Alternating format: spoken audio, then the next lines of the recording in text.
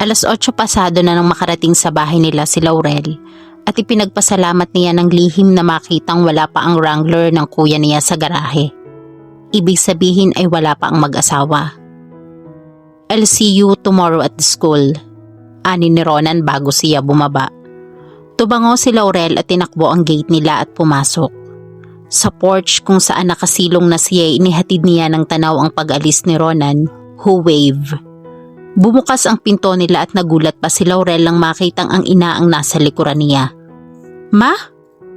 Basang-basa ka," reklamo ni Aurora nang makita ang anak. "Pumasok ka na at maligo," utos nito at inabot ang mga gamit ng dalagita. "Kailan ka dumating? Mamaya na tayo mag-usap. Ayusin mong sarili mo, magkakasakit ka niyan sa ginagawa mo." Dumiretso sa itaas si Laurel. Matapos tuyuin ang sarili, nagpalit ng damit. Pagkatapos ay bumaba. Nasa dining room ang ina at naghahanda na ng hapunan. Gagabihin ang mga kuya mo't hipag. Manonood pa yata ng sine. Kumain ka na habang mainit ang sabaw ng sinigang. "Ba't ka lumuwas, ma?" tanong niya at hinila ang silya. "Isang buwan na lang at graduation mo na. Bala kong ipamili ka sa Sabado at inagahan ko na ang punta." Umaliwalas ang mukha ni Laurel at napangisi. "Wow!" Umikot ang mga mata ni Aurora. Pag-shopping ang pinag-uusapan, ng lalaki iyang mga mata mo. "Bakit ka ba ginabi?" Muntik na siyang mahirina noon. Inabot ang baso ng tubig at uminom. I went with a friend, ma. Umuulan naman kasi at puno lahat ng jeep. Sinamahan ko muna siyang tingnan iyong sirang sasakyan na hihilahin niya." Kumunot ang noon ni Aurora. "Hihilahin?" She shrugged. Kasama sa trabaho niya iyon, towing stranded vehicles. "Lalaki ba ang sinasabi mo, Laurel?" Bahagyang nag-iba ang tono ni Aurora at pinakatitigan ng anak. "Ma naman, para namang may ginawa akong masama kung pakatitigan niyo ako."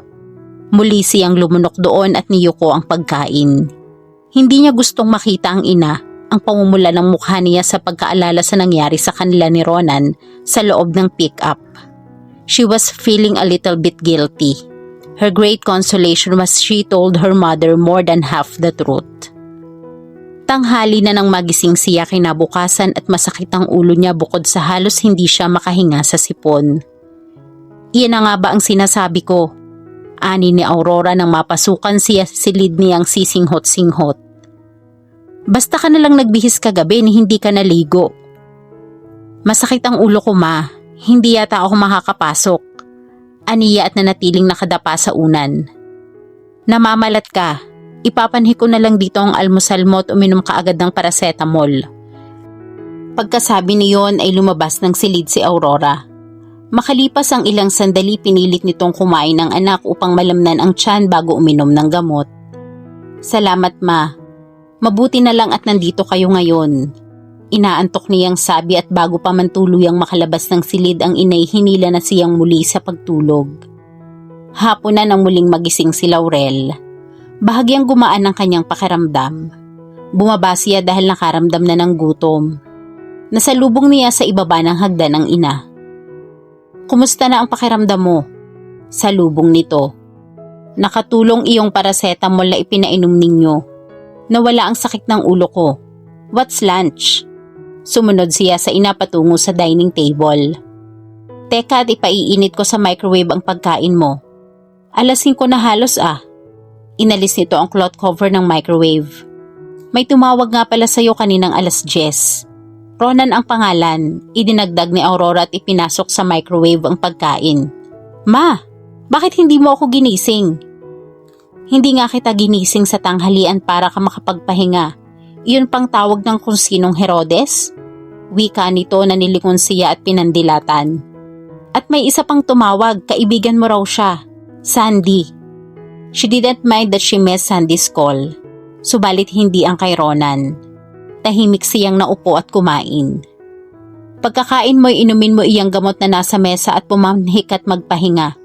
Utos nito bago siya iniwanan ni Aurora upang magdilig ng mga halaman. Pagkakain ay sinubukan niyang tawagan si Ronan sa shop. Umangat ang telepono sa kabila sa isang ring pa lang.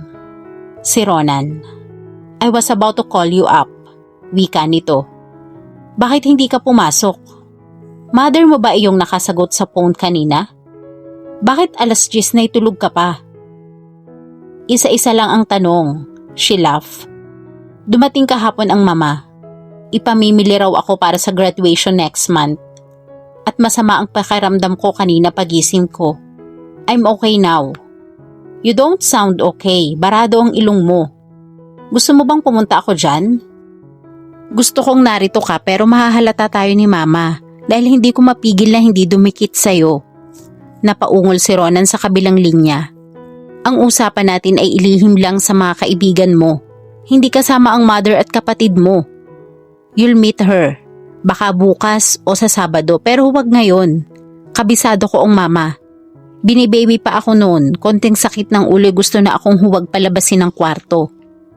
Sumalisi nga lang ako ng tawag. And she's right. Okay, I'll see you soon. Nang maibaba ang telepono ay papanhik na sana si Laurel nang magring iyon. Si Sandy. What happened to you? Ba't hindi ka pumasok? Nabasa kasi ako kahapon sa ulan. Sumakit ang ulo ko kaninang umaga. Naagapan lang ni mama ng gamot. How's school? Matagal bago sumagot si Sandy. Hindi maganda ang balita ko sa'yo. Bakit? Kumunot ang noo niya. Hindi ko alam kung paano ko sasabihin sa'yo, bukas na lang. Laurel, baka mabinat ka. Hey, I want to hear it now. Ano ba yon? Kinakabahan siya sa tono ng kaibigan. Nang mula sa kusina ay lumitaw si Aurora. Ang sabi ko'y magpahinga ka, Laurel. Sino bang kausap mo? Sita nito. Naulinigan ni Sandy ang tinig sa kabilang linya. I'll see you tomorrow. Iyan ay kung magaling ka na. Bye. Ibinaba niya ang telepono. Sandaling nag-isip bago pumanhik sa itaas. Tila gustong sumakit uli ng ulo niya. Ano ang ibabalita ni Sandy? Maagang pumasok kinabukasan si Laurel. Sumabay siya sa kapatid at hipag sa pagpasok ng mga ito sa opisina. Tinawagan niya si Sandy bago siya umalis na sa school na lang sila magkita. At lalo siyang kinabahan ng halos kulang na lang ay sabihin ni Sandy na huwag muna siyang pumasok. Sa gate pa lang ay nararamdaman na niyang may kakaibang nangyayari. Ang karamihan sa mga estudyante sa high school ay nakatuon sa kanya ang paningin. Mostly girls. Naghahagik-gikan ng mga ito at nagbubulungan sa pagdaan niya. Lalong nadagdagan ang kaba ni Laurel. Dumiretso siya sa bench sa ilalim ng punong nara kung saan ang favorite spot nila ni Sandy at Girlie. Nakapagitan iyon sa high school at college building. Tahimik siyang naupo roon. Some curious glances darted her away. Smiling and whispering. Napatayo siya ng matanaw si Sandy na palapit. Sinalubong niya ito. What's going on? She asked worriedly. Isang araw lang akong hindi pumasok ay mukhang may nangyari na. Sandy sighed heavily. Hinatak siya pabalik sa bench. Sit down. Baka himatayin ka sa ipakikita ko sa'yo. May dinukot ito sa bag at ibinigay sa kanya. Laurel gasped. Ang litrato nila ni Rona ng kuna ng lola nito. 3 doble ang kalakihan sa original na nasa kanya. Napatingala siya sa kaibigan sa nanlalaking mga mata. Bago ang huling subject ko kahapon ay may nagbigay sa aking high school ng larawang iyan. Ang sabi ni Sandy. Ang sabi niya ay 4 na ganyan ang nakapaskil sa comfort room ng mga girls sa high school. Agad akong tumakbo roon at isa-isang pinag-aalis ang mga litrato. But I'm sure a lot of girls have seen it. Sino ang may kagagawa nito, Sandy? Halos hindi lumabas ang tinig niya. She would burst crying any moment. Sino pa ba sa akala mo? Galit na sagot nito. I talked to some girls yesterday. May nagsabing galing daw kay Ronan ang picture at ipinakita sa isang barkada. And some guy with malicious intent post those photos on the CR walls. So, hindi si Ronan ang nagpaskil ng mga ito? She tried to control her sob. Kahit paano gusto pa rin niyang ipagtanggol sa dibdib niya ang kasintahan. Huwag mo siyang ipagtanggol, Laurel. Galit na sabi ni Sandy. He maliciously showed the picture to his friends. At kung hindi ko agad nakuha ang mga larawang iyan sa CR ay malamang na buong campus ang nakakita. Hindi makuhang magsalita ni Laurel. Naninikip ang dibdib niya sa pinipigil na pag-iyak. Bumuntong hininga si Sandy at naupo sa tabi niya. Ipinatong ang kamay sa balikat niya at banayad iyong pinisil. Sapat na iyon upang mapabulala siya ng iyak. Hinayaan ni Sandy na ilabas ang sama ng loob. Makalipas ang ilang sandali tumingala si Laurel sa kaibigan. Sa palagay mo, she said brokenly, maaapektuhan ang school standing ko sa larawang ito? Nasa honor roll siya at kung sa pagtatapos pa ng klase siya matatanggal ay hindi niya kayang ipaliwanag sa ina at kapatid. Hindi niya kailangan ng anumang medalyang isasabit sa kanya. It would even be better kung hindi siya papanhik ng stage upang walang makaalala sa mga estudyante ng tungkol sa larawang iyon. Subalit paano niya sasabihin iyon sa mama at kuya niya? Marahil ay hindi. This is a co-educational school. Besides, hindi naman masagwa ang nasa photo. Kaya lang syempre, kahihiyan mo ang nangyari. Sikapin mong huwag paapekto sa mga bulong-bulungan at tuksuhan, Laurel. It would soon die naturally. Mabigat ang dibdib na tumango si Laurel. Kailangan niyang tatagan ang dibdib upang hindi mapahiya. Pag-angat niya ng mukhay na tanaw niya si Ronan na patungo sa kinaroroonan nila. Tumaas ang dibdib niya sa galit. Pinahid ng likod ang palad ang luha sa mga pisngi at tumayo. Lumakad pasulong sa binata. Kasunod niya si Sandy. Glad to see you, be. Hindi natapos ni Ronan ang sasabihin dahil isang malakas na sampal ang dumapo sa mukha nito. May kung ilang sandaling hawak nito ang nasaktang pisngi. At sa nang uuring mga matay ni Yuko si Laurel.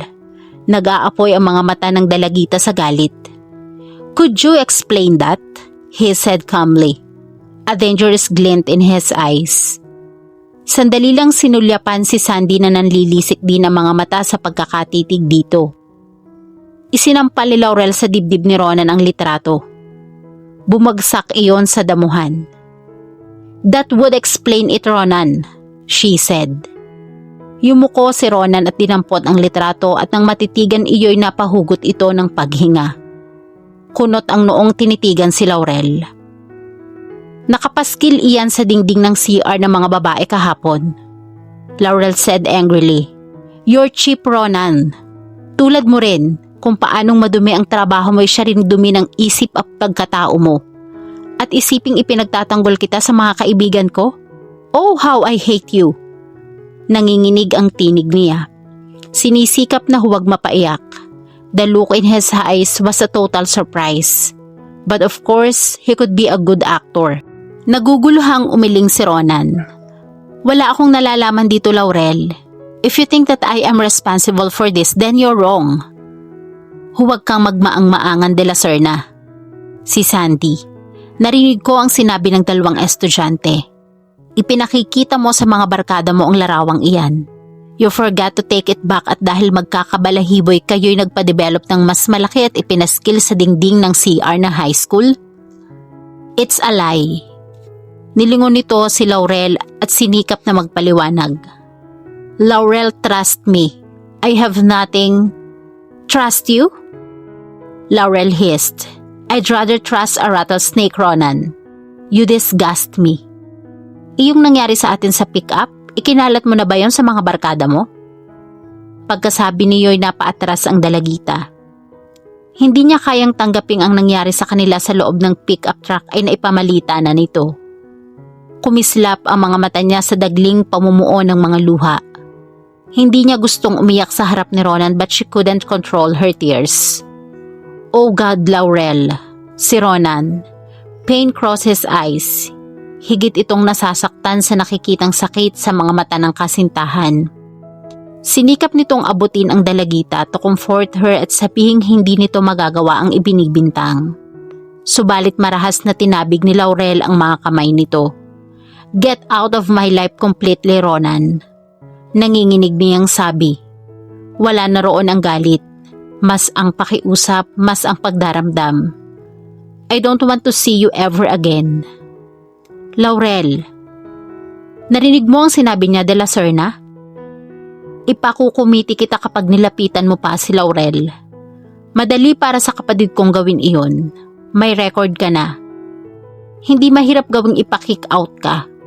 But if I were you, though you don't deserve, make a dignified exit bago mangyari iyon. We won't see you again next sem. Inakay nito si Laurel palayo. You don't know what a relationship means, Laurel. Galit na sigaw ni Rona na nagpahinto sa paghakbang ng dalagita. You don't know the meaning of the word trust. Kahit na isampal sa'yo. You couldn't even allow us to solve this misunderstanding together. You are not even giving me the benefits of the doubt. Na hindi ako gagawa ng anumang bagay na makakasakit sa'yo. Lumingon si Laurel. Puno ng hinanakit at galit ang tinging ipinukol sa binata. And you expect me to believe you? Pagkatapos ng kahihiyang ito? Get lost, Ronan. Of course. Why should you believe me? A bad guy? Wild user at kung ano-ano pang inaakusa sa akin ng mga kaibigan mo? My God, you don't even know me. Anger, disgust, and pain in his voice. So hindi ako nagkamali ng pagkakakilala sa'yo. Like your friends, you are nothing but a selfish, snobbish brat. How very like you, Ronan. You never run out of insults for me. Now there's a word that might help you analyze things up. Decency. You can find in the dictionary. Pagkasabi niyo'y tumalikod ito. Marahas na sinipa ni Ronan ang isang patpat sa may paanan. Kapag kuway na upo sa damuhan. Now he understood why some people commit murder. Sa sandaling iyon ay gusto niyang patayin ang sino man may kagagawa ng pagpapaskil ng mga litrato sa CR ng high school. He closed his eyes tightly at tumingala. Pinuno ng hangin ang dibdib. Umaasang mapapawi niyon ang sakit na nadarama. Umaasang binabangungot lang siya at magigising na nasa talyer. Lord had never felt this way before. He loved her. He didn't want to lose her. Iniisip pa lang niyang hindi na sila magkikitang muli ni Laurel, ay tila hinihiwa na ang dibdib niya. Ano ang nangyayari sa'yo? Si Aurora nang panhikin sa silidang anak ng gabing iyon. Bakit ayaw mong kumain? Ma, masakit ang ulo ko. Suminghot siya. Nabinat ka marahil. Sinabi ko na kasing huwag nang pumasok ngayon, total Biyernes naman. Umiiling na sabi ni Aurora. Naupo sa gilid ng kama at hinaplos ang ulo ng anak. Laurel was too vulnerable at hindi niya napigilang hindi mapaiyak. Kumunot ang noo ni Aurora. Nag-aalalang ni Yuko ang anak. May masakit sa'yo? Gusto mong pumunta tayo sa doktor ngayon sa ospital? Umiling ang dalagita. Sige sa paghikbi. Pagkatapos ay tumingin sa ina. Ma, pwede bang humingi ng pabor? Gusto kong umiyak sa inyo. But please, huwag niyo akong tatanungin kung bakit. Naguguluhan may alanganing tumango si Aurora. Kinabig ang anak na sumubsob sa kandungan nito at umiyak ng umiyak. Hindi mahirap hulaan kung bakit umiiyak ang anak. It's part of growing up, Laurel, Aurora said gently. Pagdating ng araw, lilingunin mo ang sandaling ito ng nakatawa. I hope you're right, Ma. Dahil ngayon ay hindi ako nakatitiyak kung kaya kong kalimutan ang lahat. I love him so much. And he isn't worth it. Lihim na napangiti si Aurora. Hindi na to kailangang magtanong. And she was right all along. And she was glad she came at the time her daughter needed her most. Hindi man ito alam iyon. Kinabukasan ng Sabado'y nagulat pa si Laurel nang tumawag si Ricky. How are you, honey? Wika nito. I've heard the rumors and saw the picture. You're naughty, Laurel. At heto ako. Kay laki ng tiwala sa sariling ako ang gusto mo. Napangiti sa telepono si Laurel. Wala sa tinig ni Ricky ang pagdaramdam at akusasyon. Sa halip ay nanunukso iyon. Natila ba ang natuklasan nito'y isang pangkaraniwang bagay. Gayong halos hindi niya makuhang harapin ang mga kaibigan at kakilala niya. Sa buong Biyernes ng hapon ay wala siyang ginawa kundi umiwas sa mga tanong ng mga classmate at mga kaibigan. Ang iba'y nanukso at kinahimigan ng inggit. Tinatanong siya kung paanong mahagka ng isang tulad ni Ronan de la Serna.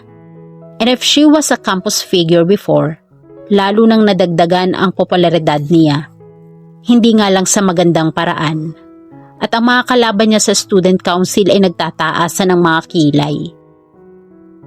Gusto na niyang umuwi ng araw na iyon. She didn't think she could take the ridicules or otherwise. She hated Ronan even more dahil sa paglalagay sa kanya sa ganoong sitwasyon. Subalit kung hindi niya kakayaning harapin ang mga lahat sa araw na iyon, hindi niya iyon mahaharap sa iba pang pagkakataon. Sandy told her to take things in stride.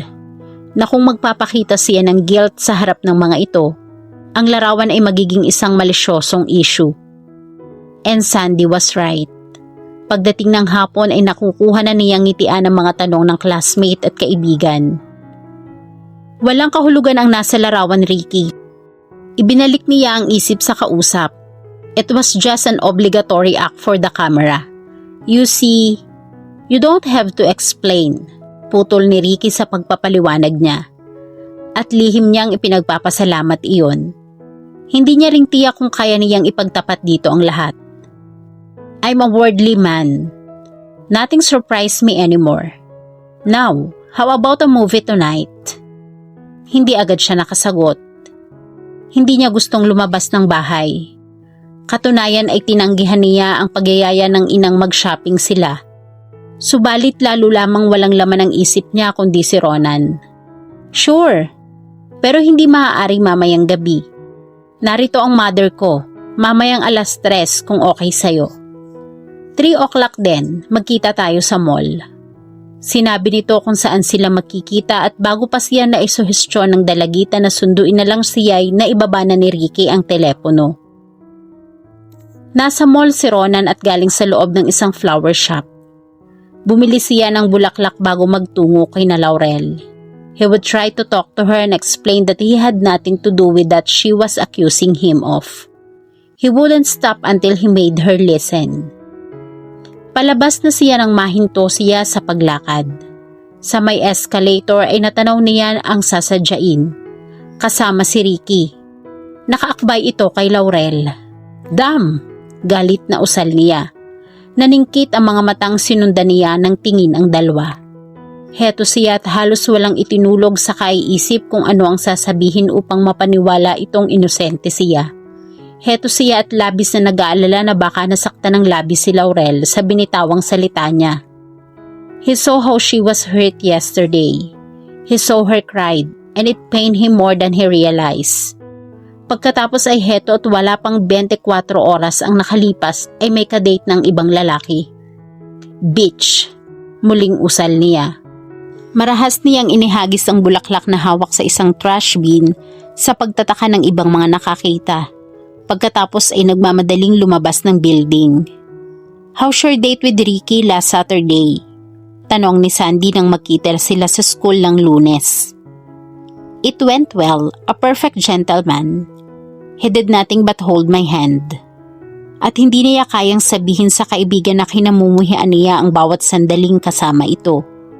That her mind wandered off to Ronan. Na malaki ang kaibahan ng dalawang lalaki. Totoong gumawi ng ayos si Ricky sa loob ng sine, subalit may pakiramdam siyang hindi iyon totoo. That anytime he would pounce on her. But she wanted to give herself another chance with another guy. At si Ricky talaga ang orihinal na crush niya. Perhaps she could forget Ronan. He didn't deserve her love after all. At marahil ay tama si Sandy. Pinadama lang siya ni Ronan upang kuhanin ng husto ang tiwala niya. Nagkamali lang ito nang ipakita ang larawan nila sa barkada at kalimutan pagkatapos. Subalit hindi niya maipaliwanag sa sarili ang araw na magkasama sila ni Ronan sa Lemery, sa loob ng pick-up truck. Magagawa ni Ronan ang gusto nitong gawin sa kanya kung ginusto ng binata. Ni hindi naman siya nagprotesta o tumutol man lang. She was scared, all right. Subalit aaminan niya sa sariling wala siya sa sariling katinuan sa mga sandaling iyon upang tutulan si Ronan. In fact, she wanted him as much as he wanted her. Bahagyang takot lang ang nakapagitan sa pag-angkin ni Ronan sa kanya. At iginalang iyon ni Ronan. He was gentle, loving, and thoughtful. At ang pangyayaring iyon ang nananatiling gumugulo sa isip ni Laurel. Kung hindi sa mga sandaling iyon, it would have been so easy to get him out of her mind. Sana tuloy-tuloy na iyan, untag ni Sandy sa pag-iisip niya. I won't say I told you so.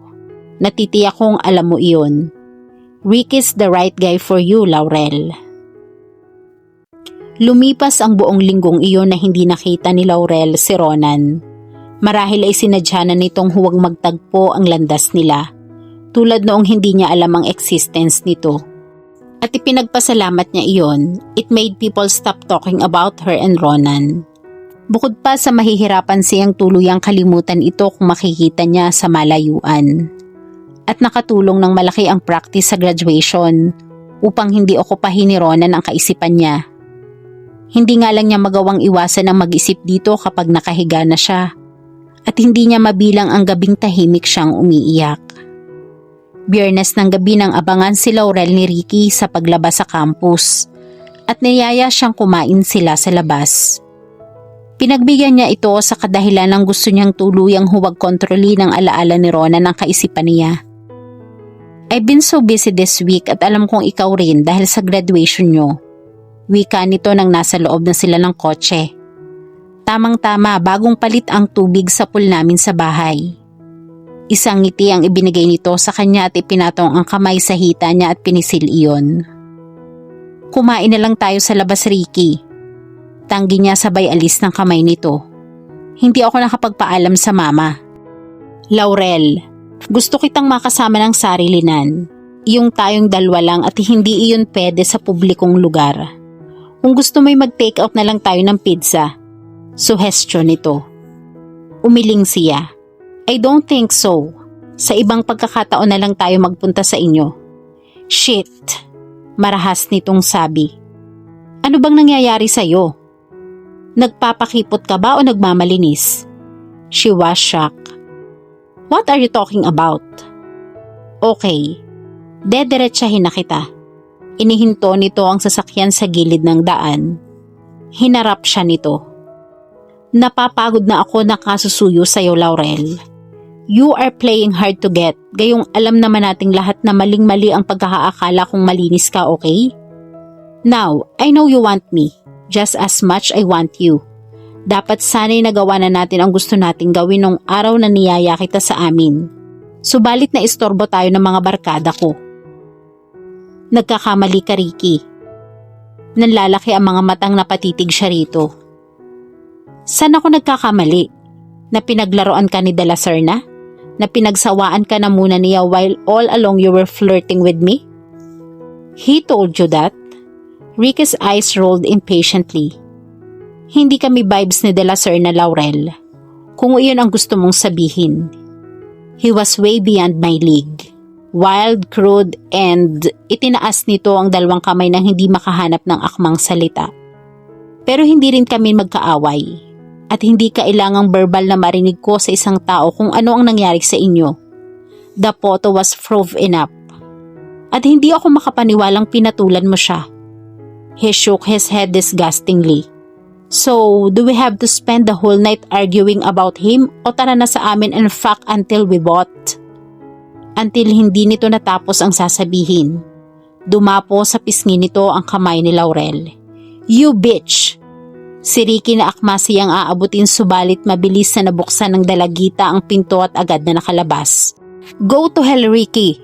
She shouted at pabagsak na isinara ang pinto ng kotse. Mabilis niyang pinara ang dumarating na jeep at sumakay doon. May ilang sandali nang tumatakbo ang jeep subalit nanginginig pa rin ang buong katawan ni Laurel. Shock was an understatement. Mestizo, gwapo, disenteng kumilos, may magandang scholastic records, and a son of a bitch. Tinakpan niya ng kamay ang bibig upang pigilan ang nag-aambang hagulhol. Kung papipiliin siya kung sino ang patatawarin niya sa dalawang lalaki, she decided Ronan's attitude was forgivable. Hindi nito kailanman itinago ang tunay na kulay. Subalit hindi siya kailanman binastos ni Ronan sa ganoong paraan. In fact, she now realized he had handled with care. Gayunmay hindi pa rin niya kayang ipagkibit balikat ang ginawa nito. One couldn't continue to love a kiss and tell type. Nginitaan ni Laurel si Sandy nang makita niya itong papasok sa school cafeteria. Hinila niya sa upuan sa tabi niya. Hindi mo naman vacant aniya. Inialok dito ang sandwich na hindi naman nagalaw. Wala akong ganang kumain. I'm sorry, Laurel. Sabi agad ni Sandy nang makaupo. I felt so guilty kaya hindi ko na pinasukan ng Echo. Wala rin lang akong assignment. Hindi ako makapaniwala sa itinawag mo sa akin nung Sabado ng gabi. It's not your fault if I happen to have met all the wrong guys. Para kitang pinatalon sa proverbial frying pan to the fire. At isiping kasalukuyan kang vulnerable dahil sa ginawa ni Ronan. Puno ng remorse ang tinig ni Sandy. Forget it, wala namang nangyari. But come to think of it, kung hindi nakuha ni Ronan ang attention mo'y malamang na matagal ka nang napahama kay Ricky. You had this terrible crush on him. After all, nakabuti sa'yo ng sandaling pagkabaling ng attention mo kay Ronan. Natuto kang maging wary. Analisa ni Sandy. Yeah, nagkibit siya ng mga balikat. Sa bawat pagbabanggit ng pangalan ni Ronan ay tila may aspiling itinutusok sa dibdib niya. Guys! Si Girlie na malayo pa'y tinawag na sila. Nagmamadali itong lumapit sa mesa ng dalawa. Maingay na hinila ang upuan sa tapat ni Laurel at naupo. What's up? Naka-score na naman ba sa'yo si Willie at napaka-obvious ng excitement sa mukha mo? Kantsaw ni Sandy. Si Laurel ay siniko ang kaibigan. Makinig kayong dalawa dahil hindi ito chismis. Ako mismo ang nakarinig sa CR. Wika nito na dumukwang pa. Okay, spill it out. Ani ni Sandy na tinigilan ang pagnguya ng sandwich. Si Laurel ay tahimik na nakamata sa dalaga. Nasa loob ako ng cubicle sa CR kanina lang nang may pumasok na grupo ng mga estudyante. Iniisip marahil na walang ibang tao sa loob ng CR dahil oras ng klase. Bukod pa sa may palagay akong wala naman silang pakialam kung may nakarinig o wala. Tumikhi muna ito bago nagpatuloy. Now guess kung sino ang nasa CR. Umikot ang mga mata ni Sandy. Gagawin mo pa kaming manghuhula? Ano ba talaga yung chismis na yan? Sino ang nakita mong pumasok sa CR? Ang barkada ni Vina. They were talking about you, Laurel. Tumingin ito sa dalagitan na biglang kumunot ang noo. Tungkol ba sa amin ni Ricky? Walang kinalaman si Ricky dito. Pinag-uusapan nila yung tungkol sa litrato mong nakikipaghalikan ka kay Ronan. Si Vina ang nagpapaskil ng mga iyon sa CR ng high school. What? Si Laurel. Linawin mo, Girlie. Utos ni Sandy. Naihulog mo raw yung iyong litrato nang minsang magkabungguan kayong dalawa. Kinasusuklaman ka niya dahil kay Ricky. At kanina'y ipinagmamalaki niyang successful ang ginawa niya dahil noong Sabado daw ng gabi tinawagan siya ni Ricky at sila na naman uli. Hinanap kita agad, Laurel. Nagkatinginan sina Laurel at Sandy. At bago pa napigilan ni Laurel ang sarili, ikinulong niya ang mukha sa dalawang kamay at napaiyak na siya. Napalunok si Girlie. Mabuti ba o masama ang balita ang dala ko? Walang sumagot sa tanong nito. Si Sandy ay hindi malaman kung paano aaluin ang kaibigan. It isn't too late to say you're sorry, Laurel. Banayad na wika ni Sandy. Kahit ako hihingi rin ng paumanhin kay Ronan. Oh! Si Girlie uli. Kanina ko rin lang nalaman at kinavina rin. 1 linggo nang hindi pumapasok si Ronan. I could kill Vina for this. Galit na wika ni Sandy. Nag-angat ng mukha si Laurel. It wasn't Vina's fault that I didn't trust Ronan, Sandy. Humihikbing sabi niya. Ronan accused me of not trusting him and he was right. At isiping mahal ko siya pero hindi ko nagawang bigyan siya ng pagkakataong magpaliwanag. She sobbed again. Don't be too hard on yourself. Ani ni Girlie na nagsisimpatyang tinig. You're very young. Besides, kahit sa amin ni Sandy nangyari iyon, ganun din marahil ang gagawin namin. Tawagan mo siya sa shop o di kay puntahan mo. Sasamahan kita, hindi na ako papasok. Si Sandy. Thanks. Mula sa bintana ng bahay ay natanaw ni Aurora ang paghinto ng FX van sa tapat ng gate. Agad itong lumabas at sumalubong. Mabuti naman at napaaga kayo. Wika nito at agad na inabot ang 3 taong gulang na apo mula kay Elaine. Akin na nga yung apo ko? Nagmano ang mag-asawang Ben at Elaine kay Aurora. Si Laurel ay hinagkan sa pisngi ang ina.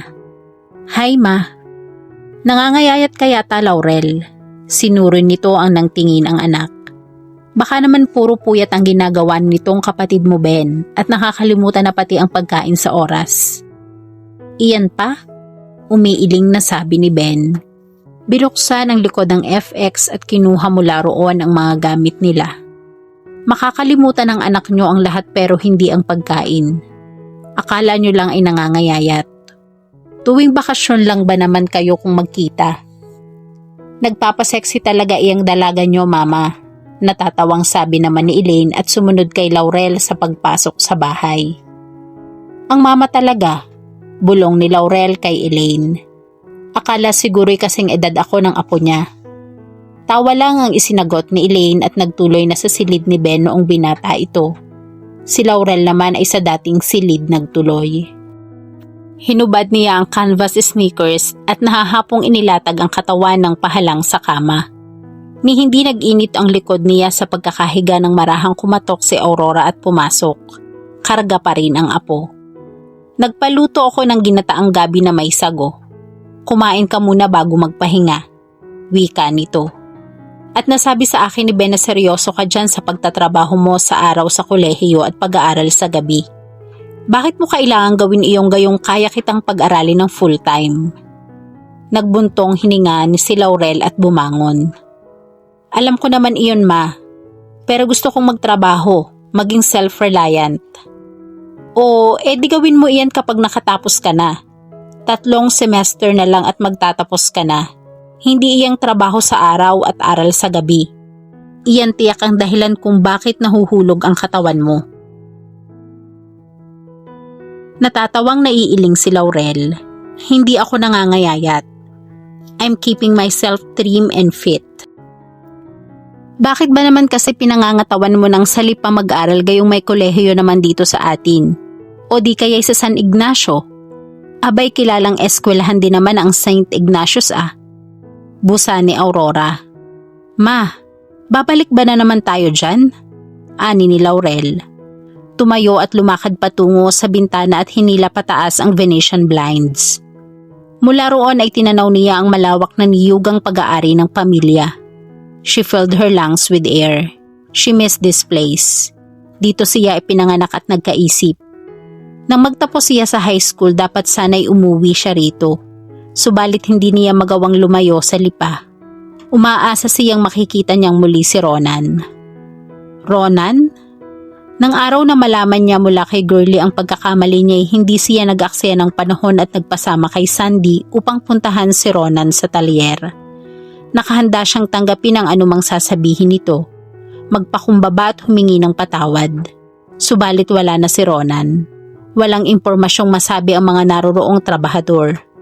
Ang nakakakilala lang kay Ronan doon ay ang mismong may-ari ng talyer na nalaman ni Laurel na matagal lang na ipagbili sa isang malayong kamag-anak, bagaman ito ang nagrekomenda kay Ronan sa trabahong iyon. Sinubukan niyang magtungo sa VF home sa Parañaque, subalit walang tao ang bahay at saradong-sarado. Then she remembered that Lola Fe was on Caribbean cruise with Arthur. At nalaman niya mula sa kapitbahay na ang mag-asawang Jerry at Sally ay nasa ibang bansa. From the bottom of her broken heart ay naroon pa rin ang pag-asam na babalik si Ronan. If he loved her, he would come back. He said he loved her, at hindi basta nalilimutan ang pag-ibig. Siya hindi inamin dito ang totoong damdamin, subalit nananatiling naroon ang pag-ibig sa puso niya. Then she realized Ronan didn't make any effort to talk to her again right after their confrontation. Perhaps he didn't love her at all. Madali naman para sa mga lalaki ang sabihin ang ganoong kapahayagan. She was almost 21 now. 3 taong mahigit na ang lumipas, subalit kahit minsan ay hindi nagkapuwang ang ibang lalaki sa puso niya. Kahit siya sa sarili pinagtatakhan iyon. Ang lohikong paliwanag na sinabi ni Sandy sa kanya ay dahil nasa dibdib niya ang guilt dahil hinusgahan niya kaagad si Ronan. You don't know the meaning of the word trust. Kahit na isampal pa sa'yo, you couldn't even allow us to solve this misunderstanding together. You are not even giving me the benefits of the doubt. Marahil ay tama si Sandy dahil nakatanim sa isip niya ang mga salitang iyon. Ang sabi ng mama niya ay pagtatawanan niya ang bahaging iyon ng buhay niya sa tuwing sasagi sa isip niya sa paglipas ng panahon. Part of growing up. Her mother was wrong. She never outgrew it. Lungkot ang humahaplo sa dibdib niya sa tuwing dumarating ang pagkakataong ganito. Mabigat ang dibdib na muli siyang nagbuntong hininga. Nilingon niya ang ina na hinihele ang apo. Kailan na nga ba iyong anniversary party ng kaibigan niyo, Mama? Bukas ng gabi, maingat na inihiga nito sa kama ang apo na nag-aantok. At syempre pa gusto nilang ipakilala kita sa binata nila. Tiyak namang matutuloy na ang pagtatagpo niyo ngayon. She rolled her eyes. Ma, hanggang ngayon ba naman ay nirereto pa rin niyo sa akin ang anak ng kaibigan niyo? Ano ba ang itsura ng lalaking iyon? At tila ba sa tinagal-tagal ng panahon ay walang ibang babaeng makilala. Nilingon ni Aurora ang anak. Kung gandang lalaki ang pag-uusapan ay wala akong maipipintas, iha. Bukod pa sa mabuting pamilya ang mga De La Serna, kung ang anak nila ang mapapangasawa mo'y maligaya akong mamamatay. De La Serna, Mama? Agad ang pagbundol ng matinding kaba sa dibdib ni Laurel. De La Serna ang pangalan ng kaibigan niyo? Nagsalubong ang mga kilay ni Aurora. Rigo and Lacey De La Serna. 2 taong naging magkaklase kami ni Rigo noong araw bago ito umuwi ng San Ignacio. Katunayan ay si Rigo ang nagpakilala sa akin sa papa mo. Nagkabiro ang kapag nagkaanak ay pagkakasundo namin sa isa't isa. It was never that serious though. Lalo na at hindi naman interesado ang kuya mo sa isa sa mga anak na babae ni Rigo at Lacey. At hanggang sa ipanganak ang bunsong lalaki, hindi pa rin ako nagbubuntis sa iyo, Laurel. Ano ang pangalan ng bunsong anak ng De La Serna, Mama? Tanong niya kahit na alam niya ang isasagot ng ina. Her hand grasped the window sill. Umaamot ng lakas mula roon. All along Ronan was within her reach.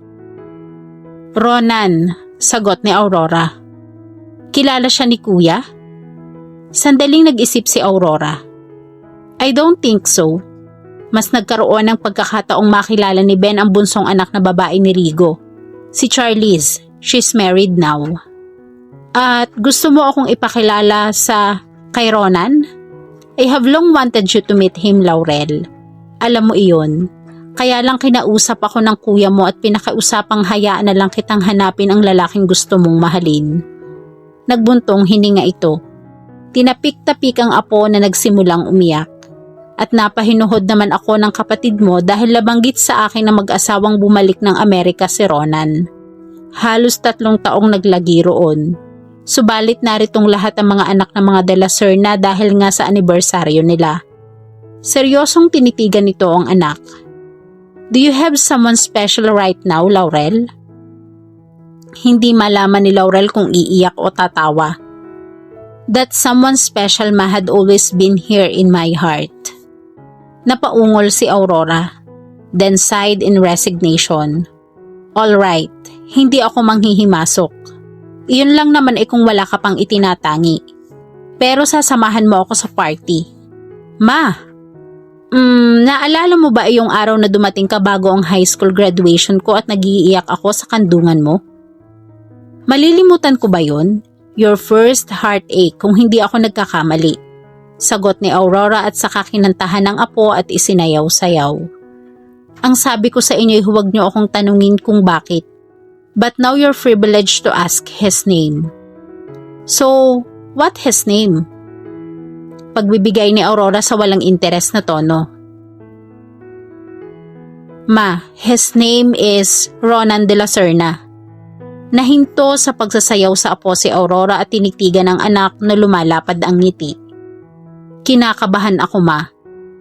Ani ni Laurel habang tinutulungan siya ng ina na ayusin ang sarili. Paano kung hindi na interesado sa akin si Ronan? Paano kung may girlfriend na siyang iba?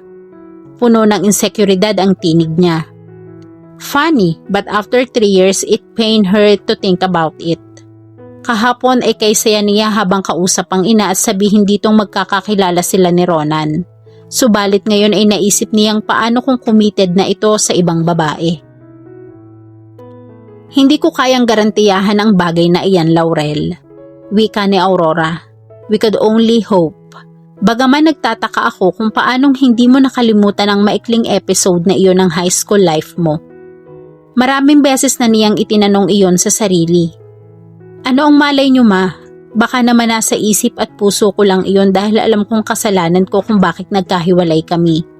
Baka naman kapag nagkita kami muling matanto kung matagal na pala siyang wala rito sa puso ko. At tama si Sandy. Maybe seeing Ronan again would set me free. Maaari, non-committal na sagot ni Aurora. Binigyan ito ng huling hagod ng tingin ng anak. You're beautiful, Laurel, she said proudly. Pero sana nga hindi pa committed si Ronan. Umaasang sabi nito. Kasabay ng pag-ahon ng kaba sa dibdib ni Laurel ay naroon din ang pag-asam. Tinitigan niya ang refleksyon sa salamin. Her eyes sparkled in anticipation. She looked like a debutant na nahuli ng mahigit 3 taon. She never celebrated her 18th birthday, kahit na nagpumilit ang ina. Hindi niya kayang makipagsaya gayong nagdurugo ang puso niya. Napakabanayad ng makeup niya that it looks so natural. Her hair in French braid. May maninipis na hiblang iniwan ang mama niya sa gilid ng magkabilang pisngi. Her halter dress was in the palette of pink in a simple cut, and a couple of inches just above the knee. Anniversary party iyon ng mag-asawang de la Serna at hindi niya gustong sa kanya matuon ang atensyon sa halip na sa mga ito. Ready? Si Aurora. Yes, ma. Dinampot niya ang ultraviolet na Paco Rabanne and sprayed at her pulse points bilang finale. Nagkakilala na ba tayo, Iha? Si Rigo nang ipakilala ni Aurora ang anak sa mag-asawa. More than 3 years ago, sir. Nakangiting sagot niya. Sa wedding ng father ni Arthur. Of course! Bulalas ni Lacey na halos kasabay ni Rigo. Agad na nagpalingalinga sa crowd. Hindi ko makita si Ronan. He hated parties, you know. At kung hindi lang anniversary namin ng papa niya, wala dito iyon. But don't worry, nariyan iyon maya-maya. At narito rin ang tita Fe Laurel. Sa pagkakatanda ko'y kinagigiliwan ka ng matanda. He'd be surprised. Ani ni Rigo na sandaling nag-isip.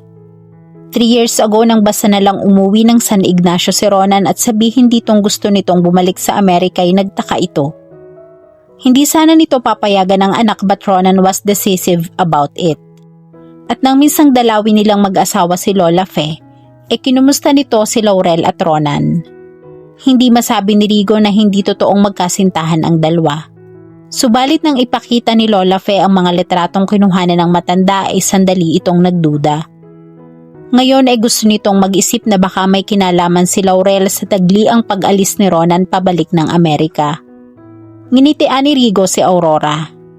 Hindi ko alam na anak mo ang magandang batang ito, Aurora. Di sana'y noon pa ipinakasal ang bunso mo sa anak ko. Tukso ni Aurora na sinabayan ng tawa. At tumawa na rin ang mag-asawa. Si Rigo'y nakuha ang atensyon ng isa pang bisita. Circulate, Laurel, ani ni Lacey. Marami akong nakikita mga mata ng mga kabinataang nakatuon sa'yo. Oh, there's Eugene. Hinila ni Lacey si Aurora patungo sa entrada. Isang lalaking nasa early 50s nito ang nakatayo roon. Halika, Aurora, at ipakikilala kita kay Eugene. Yumuko ito at bumulong. He's a widower. Umikot ang mga mata ni Laurel at sinundan ng tanaw ang dalawang babae. Kanta ng Beatles ang pumailan lang. Napangiti siya. Pagpasok pa lang nila ni Aurora ay narinig na niya ang mga retro songs. Kung sa bagay, ay mas nakararami ang mga bisitang kasing edad ng mag-asawa at ng mama niya. At ang karamihang nagsasayaw ay hindi naman mga kabataan. At hindi pa siya nakakahakbang ng 2 kabinataan, ang halos sabay na nag-alok na sa isayaw siya. She politely turned them down, telling them that she promised her first dance to someone else. May panghihinayang na lumayo ang 2 kabinataan. Wala sa loob na nagpalakad-lakad si Laurel. Hindi niya namamalayang nakarating na siya sa labas ng mansyon, sa may tagilirang bahagi. Malamig na hangin ang sumalubong sa kanya. She walked farther and stopped in her truck. She saw the cars nasa harap niya mismo. A Ferrari Real One, at kahit sa bahagyang liwanag ng ilaw ay kumikislap ang pulang kulay nito. At kasunod niyon ay Black Jaguar then the vintage Mercedes, also in black. At sa isang sulok ay ang Volkswagen. I owned a Ferrari, Laurel. A 1930 Mercedes, a Jaguar. I love cars. Hinaplos ng palad niya ang mga sasakyan. Isa-isa. Then she sighed and walked farther still. Hanggang sa makarating siya sa bungad ng isang hagdanang bato. Tumingin siya sa ibaba patungo iyon sa karagatan. 12 pa lang ako'y marunong na akong mag-drive. Sa paligid nga lang ng beach namin. A mansion, a private beach, expensive cars. She smiled sadly.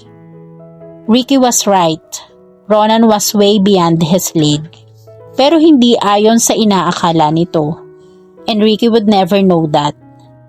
Pinuno niya ng hanging dagat ang dibdib. Hindi matiyak kung gugustuhin pa niyang magkita silang muli ni Ronan. Perhaps this was all wrong. Tulad ni Ricky, she was also way beyond Ronan's league. A snobbish brat. Iyon ang tinawag sa kanya ni Ronan. Ganon ba talaga siya? She couldn't be so sure now. Muli niyang nilanghap ang sariwang hangin. Nasa dibdib niya ang pagnanais na bumaba patungo sa dalampasigan at doon na lang palipasin ang mga oras hanggang sa ipasya ng mama niyang umuwi na sila. Perhaps she wouldn't be missed. Madilim sa ibaba, ihiha. Baka madulas ka sa bato. Kung gusto mong mamasyal sa dalampasigan ay pasasamahan kita. Lumingon si Laurel. Si Lola Fe. She couldn't be wrong. Nag-reflect sa ilaw ang mapulang buhok nito. And she was wearing a black satin gown na may rhinestones. Yun may kumikislap din sa malamlam na liwanag. It's nice to see you again, Lola Fe. Marahang sabi niya. Natatandaan pa po ba niyo ako? Sinipat siya ng matandang babae. I have a very good memory and I don't forget faces and your... Si Laurel po. Inunahan mo ako. Ako sanang matanda. The Naryumi eyes sparkled in excitement. Hinagkan ang dalaga sa pisngi. Pagkatapos ay muling tinitigan. What happened between you and my grandson?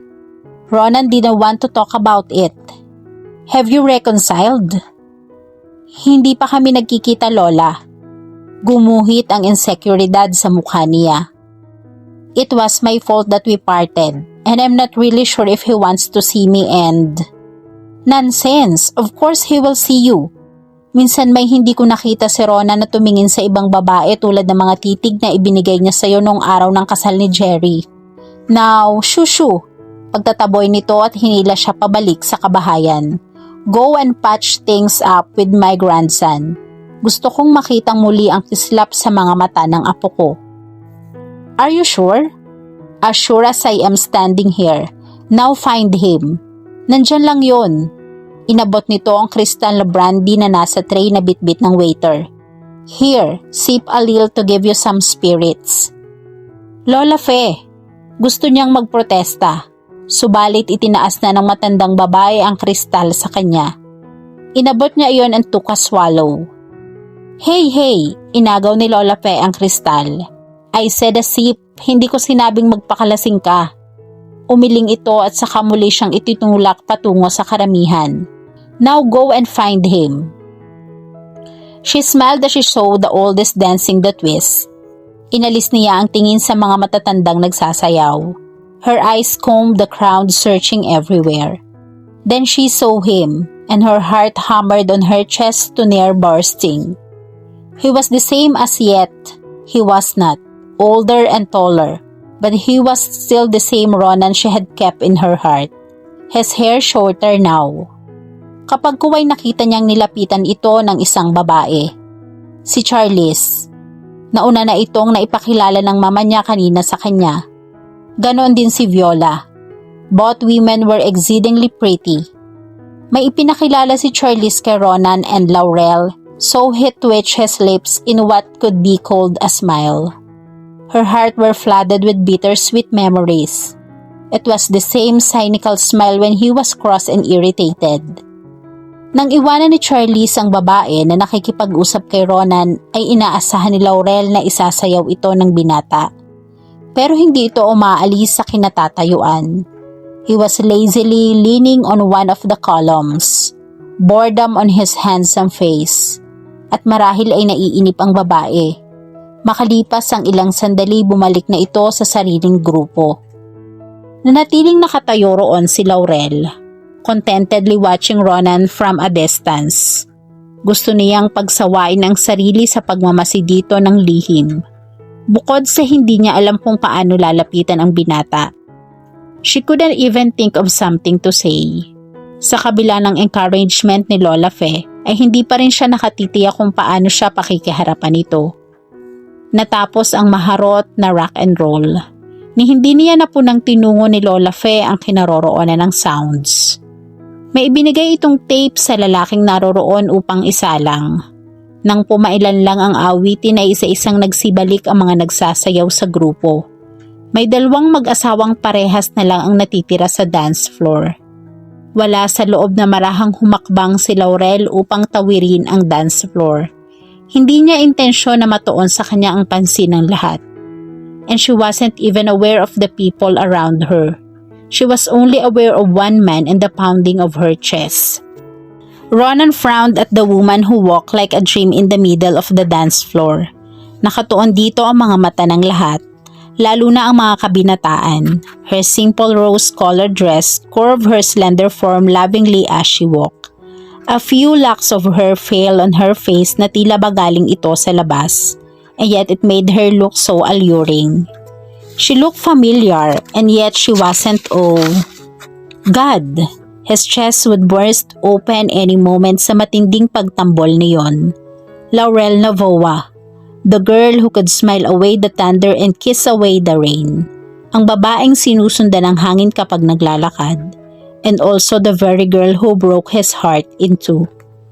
Humugot ng malalim na paghinga si Ronan. Sinisikap kalmahin ang sarili.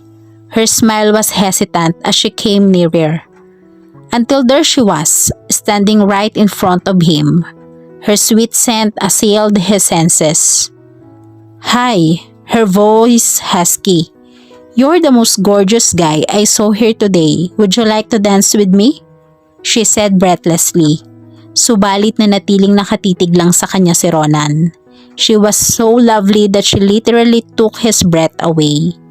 It's one of my favorite songs. It reminded me of someone I wrongly misjudged. Ronan would never know how she trembled inside as she reached her hand to his. Tinanggap iyon ni Ronan, but he remained still, unable to grasp her words. Ni hindi nito matiyak kung nararamdaman ni Laurel ang bahagyang panginginig ng kamay nito.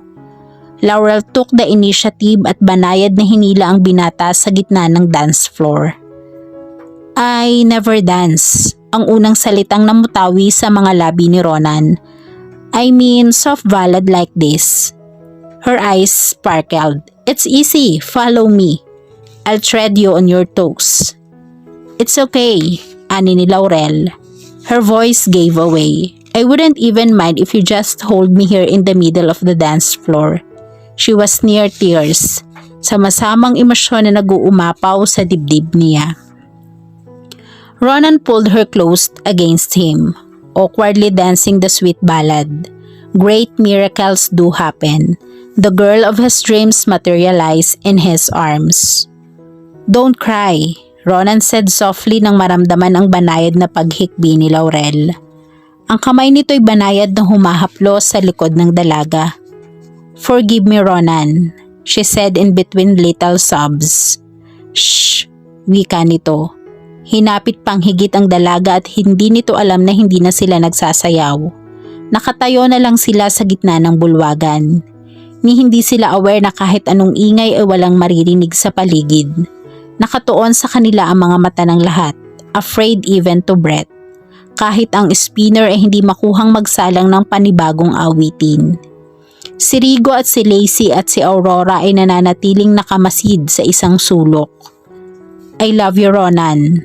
Halos bulong na lang iyong lumabas sa bibig ni Laurel. "And I miss you so. For 3 years I have kept you in my heart. Umaasang babalik ka. Kung nalaman ko lang kaagad na magkaibigan ang pamilya natin ay matagal na akong nagpunta rito." Bahagyang niluwagan ni Ronan ang pagkakayakap kay Laurel. Itinaas nito ang mukha niya. "I love you too," he said. His eyes caressed her face. "I have always loved you. Kalimutan natin ang nakaraan. You're here now. This is more than I could hope for. Let's start all over again, sweetheart." "Saan tayo magsisimula, Ronan?" "When Granny asked me to kiss you." "I like that," she said huskily. Excitement ran through her veins. He gazed into her eyes lovingly, then bent his head and claimed her lips, gentle at first, then thoroughly deeply. Ohs and ahs were heard from among the crowd. Ang tatlong mga magulang ay hindi madesisyonan kung lalapitan ang dalawa. Si Lola Fe ay ngiting-ngiti at kinindatan ng spinner bago tumalikod. At dito po nagtatapos ang kwentong pag-ibig ni Ronan at Laurel. Kinaya ko ang oras at araw na hindi kita nakikita, pero mas kaya kong hindi ma-inlove sa iba dahil ikaw lang ay sapat na. At lagi po nating tandaan at sa tamang panahon, may isang taong magpapatunay sa iyo kung bakit ka para sa kanya at kung bakit hindi ka para sa iba. Sana po ay may nakuha kayong aral at inspirasyon sa kanilang pag-iibigan. At muli po ay samahan at suportahan niyo po ako sa mga kwentong pag-ibig na ibabahagi ko sa inyo. Maraming salamat po, God bless at ingat po tayong lahat.